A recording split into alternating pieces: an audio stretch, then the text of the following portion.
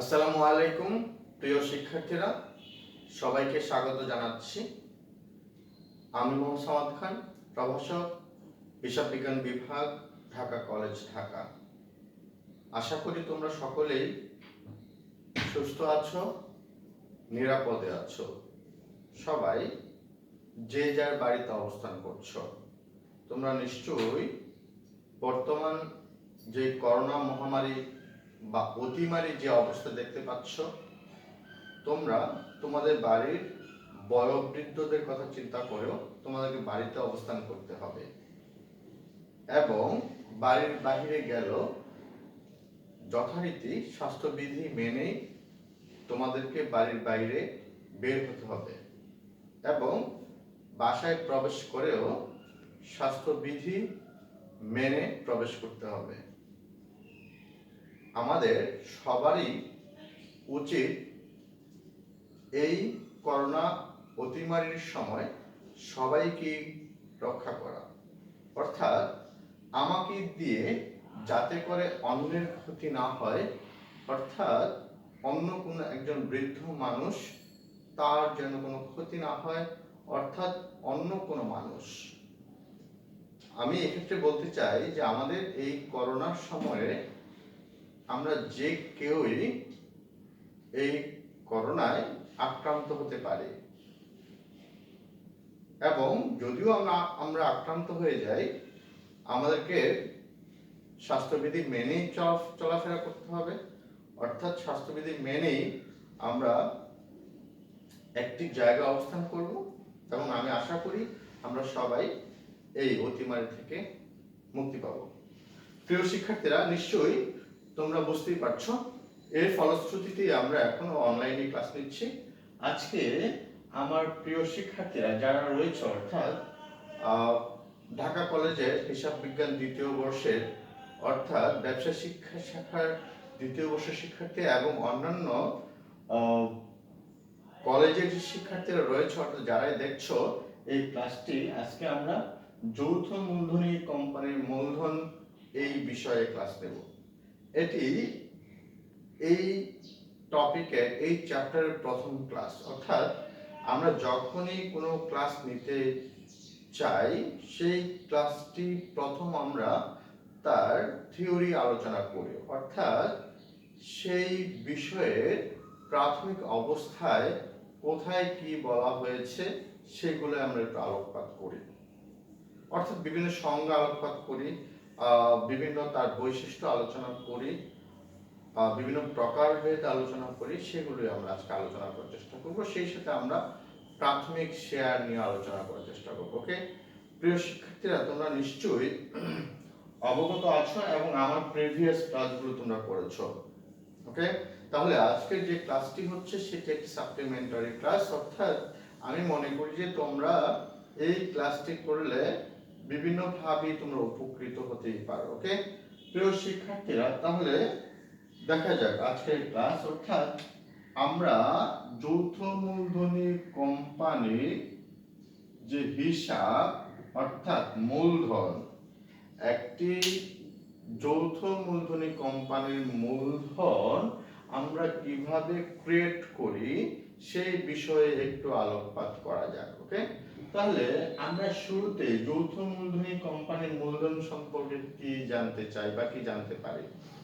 আমরা নিশ্চয়ই জানি যে আমাদের মানব সভ্যতার শুরুতে যখন ব্যবসায় শুরু হয় তখন এক মালিকানা ব্যবসায় শুরু হয়, তারপরে আস্তে আস্তে সেক্ষেত্রে অংশীদারি ব্যবসায় আমরা দেখতে পাই, অর্থাৎ এক মালিকানা ব্যবসায়ের পরে আমরা অংশীদারি ব্যবসায় দেখতে পাই। ওকে, তাহলে অংশীদারি ব্যবসায় এবং এক মালিকানা ব্যবসায় এই দুটি ব্যবসায় হচ্ছে তার দায় অসীম, যেহেতু খুব গুটি কয়েক মানুষ তার অংশীদার হতে পারে বা একজন অংশীদার হতে পারে, একজনই মালিক হয় এক মালিকানার ক্ষেত্রে, সেক্ষেত্রে অনেক ধরনের প্রতিবন্ধকতাই থেকে যায়। অর্থাৎ এই রকম প্রতিবন্ধকতা, অর্থাৎ সীমিত মূলধন, অসীম দায়, অসীম ঝুঁকি, এইসব বিষয়গুলো মাথায় রেখেই নতুন করে চিন্তা করা হলো যে কি ধরনের ব্যবসায় করা যায়।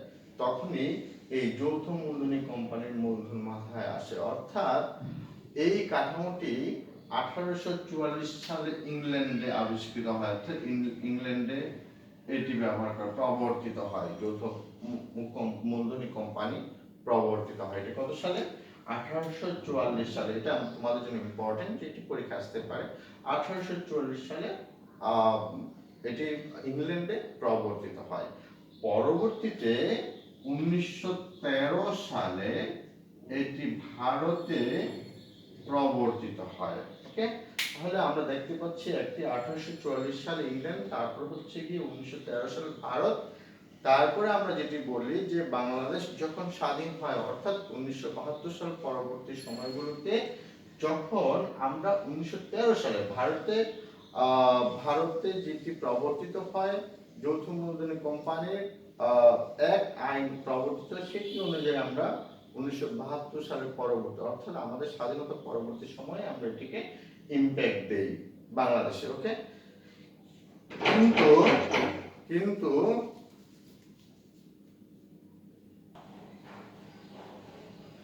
তো প্রিয় শিক্ষার্থীরা, আমরা যেটা বললাম যে 1913 সালে যে ভারতীয় আইন প্রবর্তিত আইন, অর্থাৎ ভারত 1913 সালে আইন দ্বারা সিদ্ধ বা প্রচলিত হয়েছিল।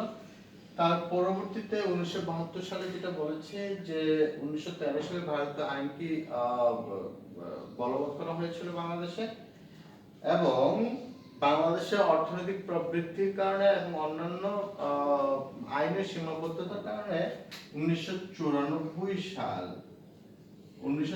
সালে বাংলাদেশে যৌথ মূলধনী কোম্পানি আইন অ্যাক্ট অনুযায়ী কাজ করা হয়। অর্থাৎ এই অনুযায়ী যৌথ মূলধনী কোম্পানিগুলো পরিচালিত হয়ে আসছে।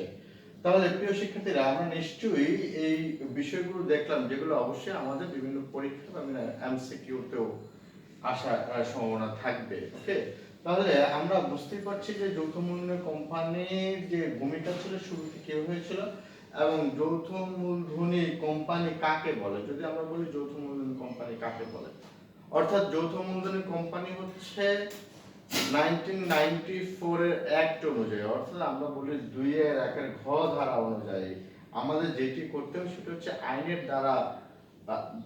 দ্বারা সিদ্ধ হতে হবে। অর্থাৎ 2-এর অধিক ব্যক্তি আইনের দ্বারা সিদ্ধ বা আইনের দ্বারা নিয়ন্ত্রিত ও পরিচালিত হয়, সেটিকে আমরা যৌথ মূলধনী কোম্পানি বা কারবার বলে থাকি। ওকে, তাহলে যৌথ মূলধনী কোম্পানির যেগুলো ফিচার রয়েছে, অর্থাৎ বৈশিষ্ট্যগুলো রয়েছে, আমরা বৈশিষ্ট্যগুলো জানি বা আলোচনা করতে চাইলে করা যেতে পারে। যে যৌথ মূলধনী কোম্পানির যে বৈশিষ্ট্যগুলো, অর্থাৎ আমরা যে বৈশিষ্ট্যগুলোকে ফলো করি, যেটি হচ্ছে আমরা জানি যে স্বেচ্ছায় 2 বা ততোধিক ব্যক্তির অংশগ্রহণ করবে, এটি আইন সিদ্ধ হবে, এটি দায় সীমিত হবে, এবং এখানে শেয়ার বিক্রয় করা যাবে, বিভিন্ন বৈশিষ্ট্যগুলো রয়েছে। তাহলে নিশ্চয়ই প্রিয় শিক্ষার্থীরা, যৌথ মূলধনী কারবার প্রতিষ্ঠানের আমরা তার বিজনেস বা তার বৈশিষ্ট্যগুলো আমরা বুঝতে পারি। ওকে, এরপরে আমরা শ্রেণী বিভাগ, অর্থাৎ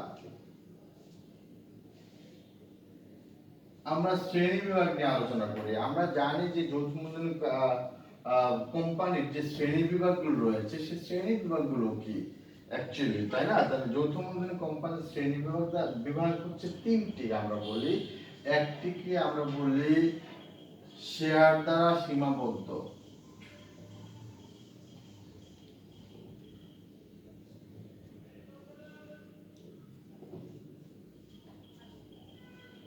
শেয়ার দ্বারা সীমাবদ্ধ কোম্পানি। 2 হচ্ছে গ্যারান্টি দ্বারা সীমাবদ্ধ কোম্পানি।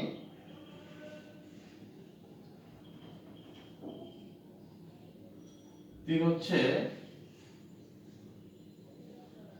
সীমাহীন দায় সম্পন্ন কোম্পানি।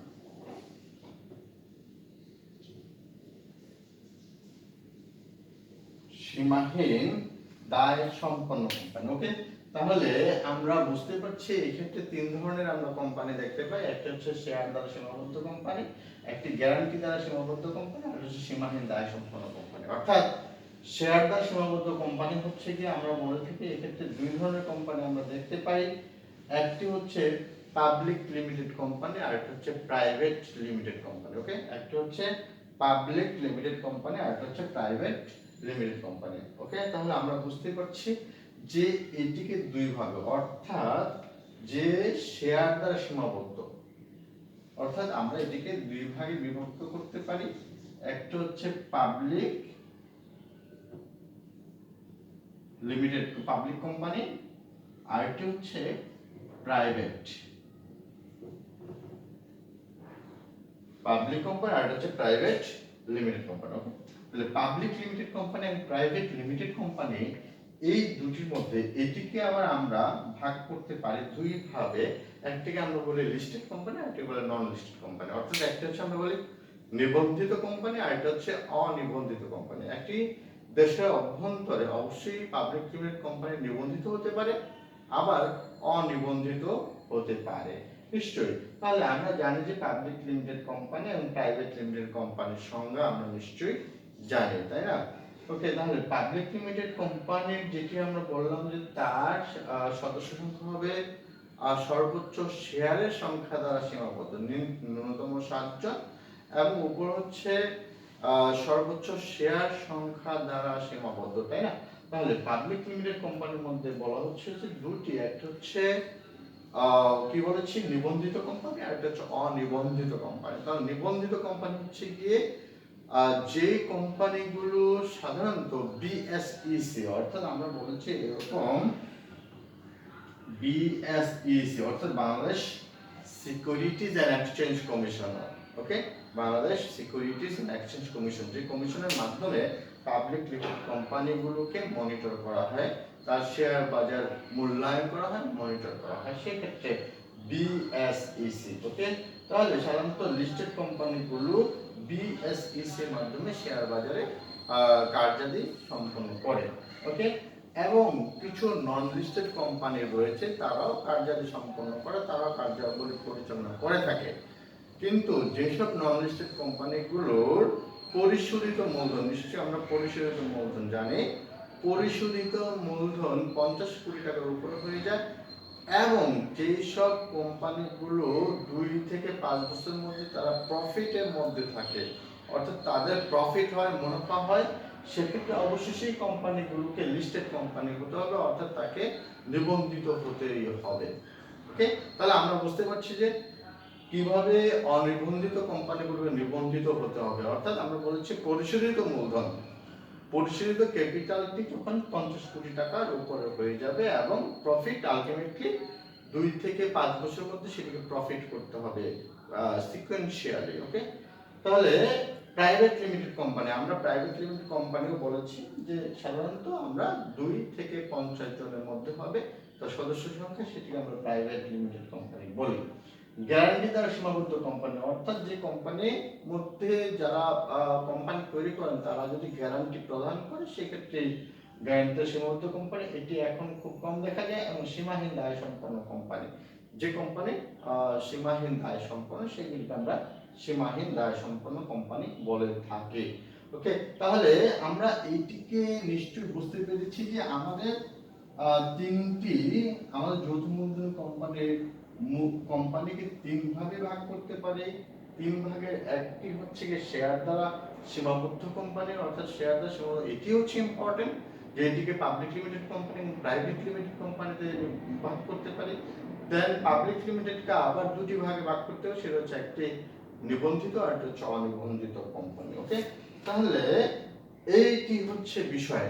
এক্ষেত্রে আমরা আরেকটি বিষয় আলোচনা করব, সেটা হচ্ছে যৌথ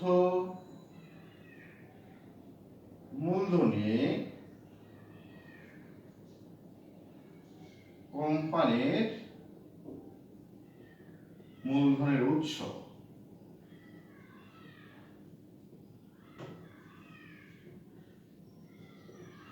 অর্থাৎ আমাদের এই যৌথ মূলধনী কোম্পানির মূলধনের কি কি উৎস হতে পারে, তাই না? তাহলে আমরা একটি যৌথ মূলধনী কারবার কোম্পানি কিভাবে মূলধন সংগ্রহ করে, আর উৎসগুলো কি কি হতে পারে। আমরা প্রথমে বলেছি, দেখো যে শেয়ার বিক্রয়, সে শেয়ার বিক্রয়ের মাধ্যমে কি করতে পারে, মূলধন সংগ্রহ করতে পারে। ওকে, সে ঋণপত্র বিক্রয়ের মাধ্যমে মূলধন সংগ্রহ করতে পারে।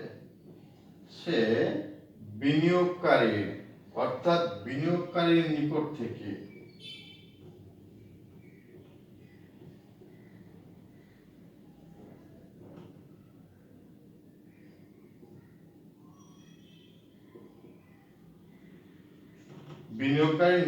থেকে ধার বা ঋণ বলে যেটি আর কি, সেটি হতে পারে, তাই না। 4 লভ্যাংশ সঞ্চিতি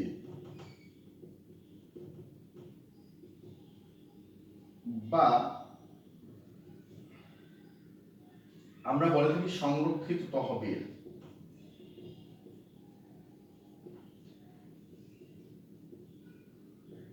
ওকে, তাহলে আমরা বুঝতে পারছি একটি যৌথ মূলধনী কারবার বা কোম্পানি যেসব উৎস থেকে অর্থ সংগ্রহ করতে পারে সেই সব উৎসগুলো হচ্ছে আমরা বলে থাকি যে শেয়ার বিক্রয় করে করতে পারে, ঋণপত্র বিক্রয় করে করতে পারে। অর্থাৎ শেয়ার এবং ঋণপত্র দুইটি একই রকম, কিন্তু আমরা শেয়ারের থেকে মুনাফা পেয়ে থাকি এবং ঋণপত্র থেকে আমরা সুদ পেয়ে থাকি। অর্থাৎ মুনাফাতেই বা সুদতেই দুটি বিষয় হচ্ছে একটি।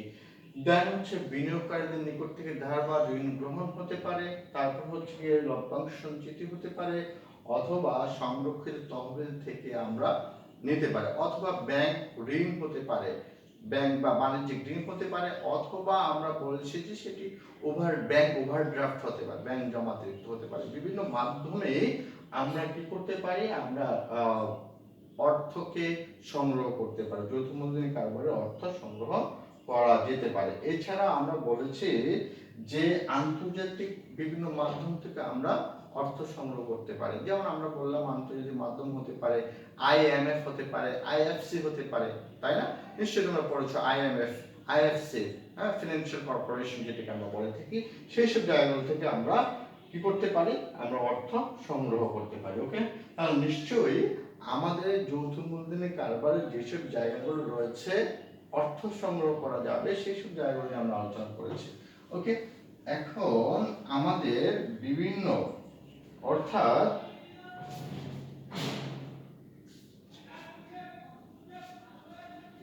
কোম্পানির বিভিন্ন বইগুলো, অ্যাকচুয়ালি কোম্পানির বই সমূহ,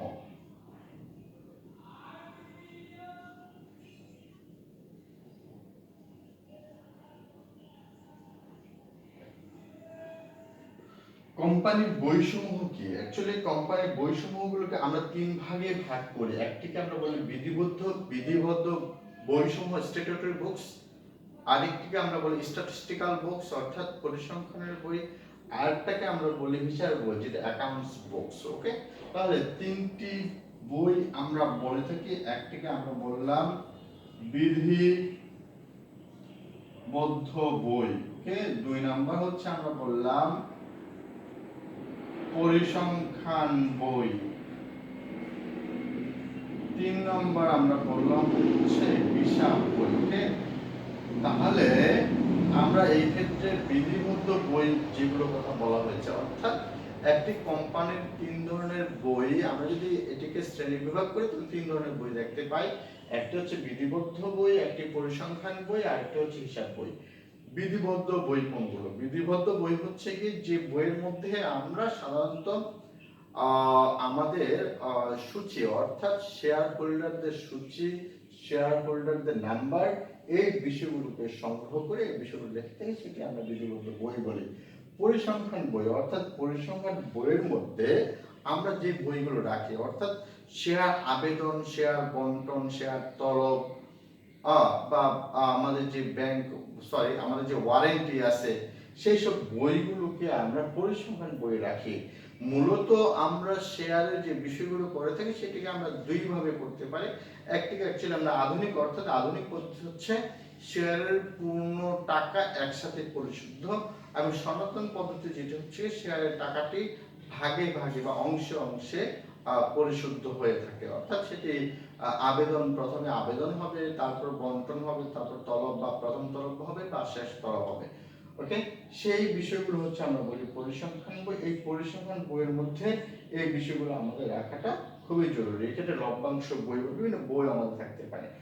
হিসাব বই, নিশ্চয়ই হিসাব বইয়ের মধ্যে আমরা বলেছি যে আমাদের টোটাল হিসাবগুলো, যেমন আমরা বলেছি যে আমাদের বিভিন্ন বই থাকবে, ক্রয় বিক্রয় হিসাব বা লাভ লোকসান হিসাব, বন্টন হিসাব, বা আমরা বলেছি উৎপাদন হিসাব বা আমাদের উদ্বর্তপত্র, আর্থিক অবস্থা বিবরণী।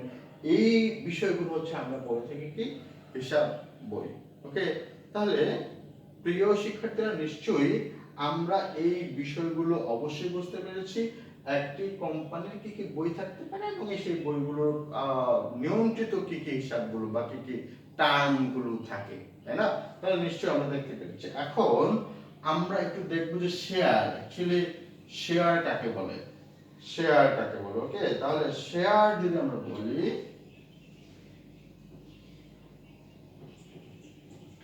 শেয়ার কাকে বলে? শেয়ার হচ্ছে একটি মূলধনের ক্ষুদ্রতম অংশ, একটি মূলধনের ক্ষুদ্রতম অংশ, অর্থাৎ সমান ভাগে বিভক্ত, সমান ভাগে বিভক্ত একটি ক্ষুদ্রতম অংশ। অর্থাৎ কোন প্রতিষ্ঠান যদি একটি অথরাইজড ক্যাপিটাল অর্থাৎ অনুমোদিত মূলধন নিয়ে ব্যবসা শুরু করে, সেই অনুমোদিত মূলধনকে আমরা বিভিন্ন অনেকগুলো অনেক অনেক অনেক ভাগে বিভক্ত করব এবং সেটি হচ্ছে গিয়ে সমমূল্যে বিভক্ত করব, সেটিকে আমরা শেয়ার বলে, এক একটি অংশকে আমরা শেয়ার বলে থাকি। ওকে, তাহলে শেয়ার ব্যাপারটা বোঝাতে পেরেছি যে এটি হচ্ছে ক্ষুদ্র ক্ষুদ্র অংশে বিভক্ত থাকবে এবং এটা অবশ্যই হস্তান্তরযোগ্যতা রয়েছে। ওকে, তাহলে শেয়ারের সঙ্গে আমরা বুঝতে পেরেছি শেয়ার এবং স্টক আমরা বলে থাকি, তাই না? স্টক বিষয়টি কি? স্টক হচ্ছে কি অ্যাকচুয়ালি বিনিয়োগ যোগ্যতা বৃদ্ধি করে, তাই না? আমরা স্টক শেয়ারটি হচ্ছে গিয়ে সমানভাবে সমভাবে বিভক্ত ক্ষুদ্র ক্ষুদ্র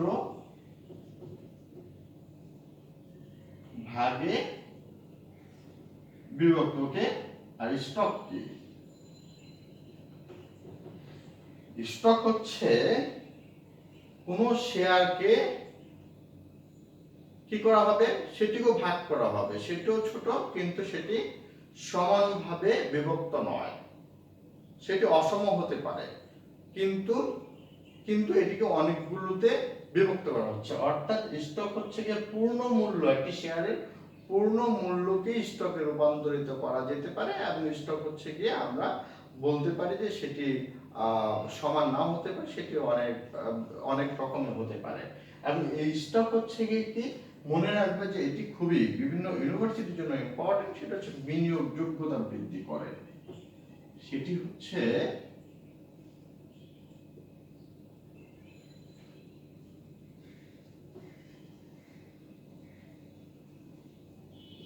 অর্থাৎ বিনিয়োগযোগ্যতা বৃদ্ধি করে কিভাবে? অর্থাৎ একটি শেয়ারকে যখন অনেকগুলো ভাগে ভাগ করা হবে, একটি অংশকে যখন অনেকগুলো ভাগে ভাগ করা হবে, ঠিক তখনই ধরো আমরা একটি শেয়ারকে আমি 10টি বা 11টি ভাগে ভাগ করলাম, সেটি বিভিন্ন ভাবে আমি বলেছি সেই স্টকের মূল্য এক না হতে পারে কিন্তু শেয়ারের মূল্য সবসময় এক হয়ে থাকে। ওকে, তাহলে যখন আমরা ভাগ করলাম অর্থাৎ আমরা একটিকে ভেঙে আমরা 10টি করলাম, অর্থাৎ যখন 10টি করবো স্টক স্প্লিট বলি, এটাকে আমরা অ্যাকচুয়ালি স্টক স্প্লিট বলি, সরি স্টক স্প্লিট বলি। স্টক আমরা বলেছি যে যখন পূর্ণমূল্যকে স্টকে রূপান্তর করা যাবে এবং স্টক স্প্লিট যখন হবে তখনই আমরা এটি স্প্লিট করব, কিন্তু মানে ভাগ করব, কিন্তু সেটিকে সমমূল্যে নাও হতে পারে, অসমমূল্য হতে পারে। এই স্টক স্প্লিট হচ্ছে গিয়ে বিনিয়োগ যোগ্যতা বৃদ্ধি করে। স্টক স্প্লিট যদি আমরা বলি,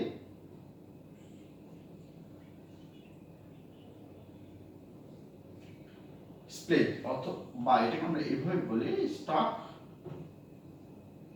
স্প্লিট। ওকে, তার মানে হচ্ছে বিনিয়োগ যোগ্যতা বৃদ্ধি করে কি হবে, যখন একটিকে 10টিতে স্প্লিট করা হলো, 10টিতে রূপান্তর করা হলো, তখন অবশ্যই 10 জন বিনিয়োগকারী চাইলে সেগুলো ক্রয় করতে পারবে, কিন্তু এটি আগে ছিল একজনের আওতাধীন। সুতরাং এখানে বলা যায় যে বিনিয়োগ যোগ্যতা স্টক স্প্লিট হচ্ছে বিনিয়োগ যোগ্যতা বৃদ্ধি করে। ওকে, তাহলে আমরা বুঝতেই পারছি যে শেয়ার এবং স্টক স্প্লিট কাকে বলে। এবার আমরা শেয়ারের যে প্রকারভেদগুলো রয়েছে সেগুলো নিয়ে একটু আমরা আলোচনা করতে চাই। শেয়ার, ওকে, শেয়ারকে আমরা দুই ভাগে ভাগ করি। একটিকে আমরা বলে থাকি সাধারণ শেয়ার বা ইকুইটি শেয়ার, আরটিকে আমরা বলি সাধারণ শেয়ার, আরটিকে আমরা বলি অগ্রাধিকার শেয়ার। ওকে,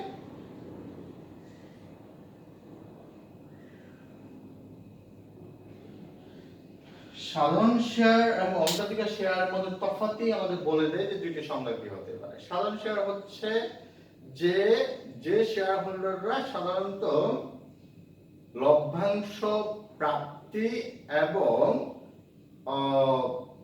বিলোপ সাধারণ ক্ষেত্রে মূলধন প্রত্যাবর্তনের ক্ষেত্রে যেটা আমরা বলি, বা আমরা বিলোপ সাধনের ক্ষেত্রে যখন বলি বা মূলধন প্রত্যাবর্তনের ক্ষেত্রে বলি, যখন কোনো ধরনের প্রায়োরিটি পাবে না, সেটা হচ্ছে সাধারণ শেয়ার। আর অগ্রাধিকার শেয়ার হচ্ছে যে লভ্যাংশ প্রাপ্তির ক্ষেত্রে এবং মূলধন প্রত্যাবর্তনের সময় যখন তারা অগ্রাধিকার পাবে সেটিকে আমরা অগ্রাধিকার শেয়ার বলি। ওকে, তাহলে নিশ্চয়ই আমরা বুঝতেই পারছি যে সাধারণ শেয়ার এবং অগ্রাধিকার শেয়ারের মধ্যে তফাৎটি কি?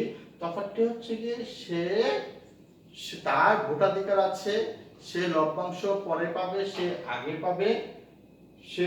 পাবে এবং সে পরে পাবে লভ্যাংশ। ওকে, তারপর তার ভোটাধিকার আছে, তার ভোটাধিকার নেই, সে ভোটাধিকার প্রয়োগ করতে পারে। আমি যে বিষয়গুলো বলছি এগুলো অবশ্যই তোমাদের জন্য মোস্ট ইম্পর্টেন্ট।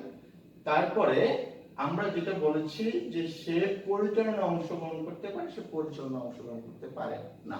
ওকে, নিশ্চয়ই সাধারণ শেয়ার এবং অগ্রাধিকার শেয়ারের দুটি কাকে বলে এবং তার মধ্যে যে রকম তুলনাগুলো রয়েছে সেগুলো আমরা জানি।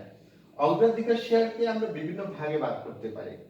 সেটি হচ্ছে কি আমরা বললাম মুনাফার সঞ্চয়ের ভিত্তিতে হতে পারে এবং পরিশোধের মাধ্যমে হতে পারে। আরেকটি হচ্ছে কি আমরা বললাম যে মুনাফার অংশগ্রহণের ভিত্তিতে। ওকে, তাহলে আমরা বলেছি প্রথমে যে মুনাফার সঞ্চয়ের ভিত্তিতে।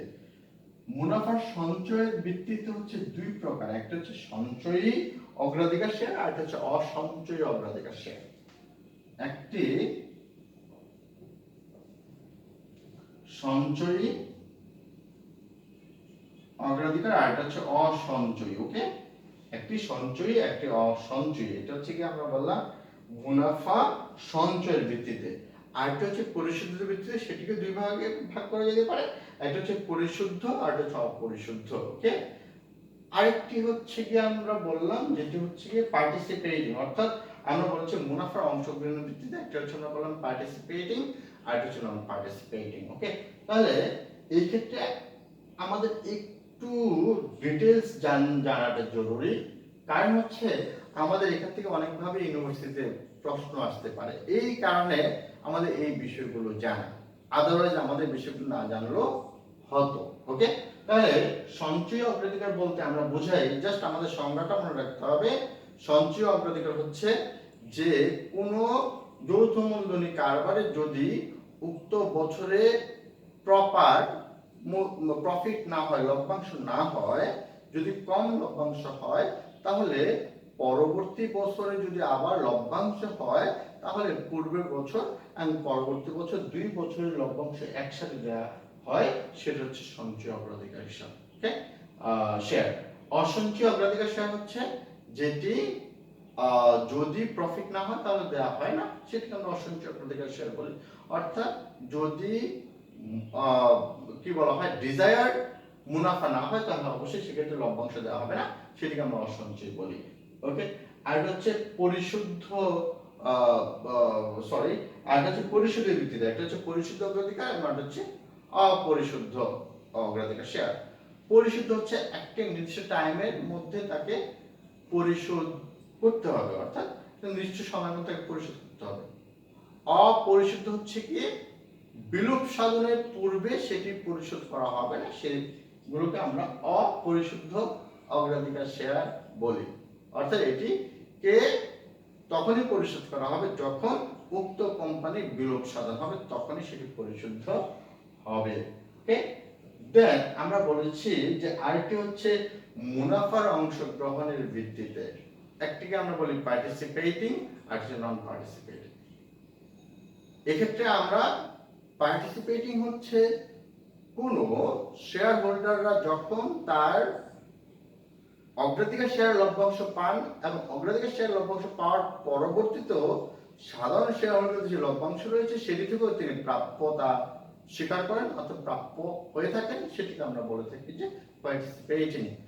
এন্ড নন পার্টিসিপেটিং হচ্ছে যেটি সাধারণত পার্টিসিপেটিং এর মতো পান না, অর্থাৎ অর্থাৎ সে অগ্রাধিকার শেয়ার লভ্যাংশ পাওয়ার পর পরে আসে অন্য লভ্যাংশ পান না, সেটি আমরা বলি নন পার্টিসিপেটিং। তাহলে এক্ষেত্রে আমাদের এমসিকিউর জন্য মোস্ট ইম্পর্টেন্ট গুলো হচ্ছে, যেমন আমরা বললাম সঞ্চয়ী অগ্রাধিকার শেয়ার, অর্থাৎ এটি আমরা বলছি যে বছর কাম্য লভ্যাংশ যদি না হয় সেক্ষেত্রে অবশ্যই পরবর্তী বছরের লভ্যাংশ হলে প্রিভিয়াস বছর এবং রানিং বছর যে বছর ছিল 2 বছরের লভ্যাংশ 1 বছরে পে করবে, সেটা হচ্ছে সঞ্চয় অগ্রাধিকার। এটা ইম্পর্টেন্ট। আইটেম বলেছি যে পার্টিসিপেটিং, ওকে, আইটেম হচ্ছে অগ্রাধিকার শেয়ার এবং অপরিশুদ্ধ অগ্রাধিকার শেয়ার, অর্থাৎ এটি বিলোপ সাধন হলে পরিশোধ করা হবে। আর আমি বললাম পার্টিসিপেটিং যেটি, সেটি হচ্ছে কি বলেছি যে সে অগ্রাধিকার লভ্যাংশ ব্যতীত অন্য লভ্যাংশের মধ্যে পার্টিসিপেট করে, সেটিকে আমরা বলি পার্টিসিপেটিং। ওকে, পার্টিসিপেটিং অগ্রাধিকার শেয়ার। ওকে, তাহলে আমরা নিশ্চয়ই সাধারণ শেয়ার এবং অগ্রাধিকার শেয়ার কাকে বলে, এর মধ্যে পার্থক্যগুলো কেমন, সেই বিষয়গুলো আমরা পড়েছি। ওকে, তাহলে আমরা নিশ্চয়ই এর পরের যে বিষয়টি রয়েছে সেটি নিয়ে যদি একটু আমরা আলোচনা করি, সেটি হচ্ছে যৌথ মূলধনী কোম্পানির শেয়ারের মূলধনের শ্রেণীবিভাগ। যৌথ মূলধনী কোম্পানির শেয়ারের মূলধনের শ্রেণীবিভাগ। অ্যাকচুয়ালি যৌথ মূলধনী কোম্পানির মূলধনকে আমরা কিভাবে শ্রেণীবিভাগ করি, এটিকে মূলত 4টি স্টেপে আমরা চিন্তা করি। একটি স্টেপ হচ্ছে অনুমোদিত মূলধন,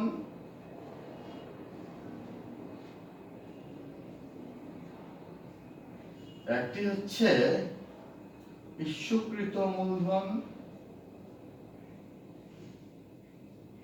আরেকটি হচ্ছে বিলিকৃত মূলধন,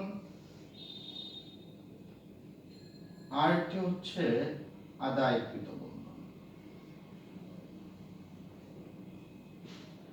ওকে, তাহলে এক্ষেত্রে আমরা এদিকে 4টি অংশে বিভক্ত করলাম যে যৌথ মূলধনী কোম্পানির শেয়ারের মূলধনের শ্রেণীবিভাগ।